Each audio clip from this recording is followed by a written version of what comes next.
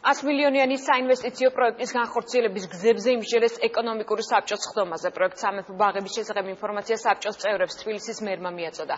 საბჭოს გადაწყვეტილებით უახლოეს დღეებში არქიტექტურულ პროექტებზე საჯარო კონკურსი გამოცხადდება. შეირჩევა 3 პროექტი, რომელთაგან საუკეთესოს წლის ბოლოს თავად ინვესტორი აირჩევს.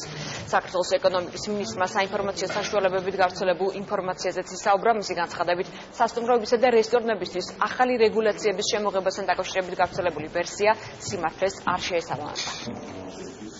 ჩვენ მივშელეთ ამ პროექტის განხორციელების სხვადასხვა გზებზე და შევთანხმდით ყველაზე ოპტიმალურ გზაზე. ეს არის ღია არქიტექტურული კონკურსის გამოცხადება, რომელიც უახლოეს დღეებში გამოცხადდება. შეირჩევა 3 ყველაზე საუკეთესო პროექტი სპეციალური საბჭოს მხრიდან და ამ 3 პროექტიდან თვითონ საკუთრივ ინვესტორი ერთ-ერთს აირჩევს, რომელიც მისთვის ყველაზე უფრო მისაღები იქნება. საინფორმაციო საშუალებებით გავრცელდა ინფორმაცია, რომ სახელმწიფო გეგმავს ახალი რეგულაციების შემოღებას სასტუმროებისთვის და რესტორნებისთვის.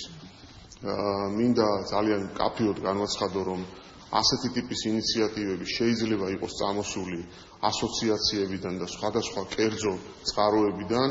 სახელმწიფოს არანაირად არ აქვს მიზანი, რომ ახალი რაიმე ტიპის შემზღუდველი რეგულაციები დააწესოს.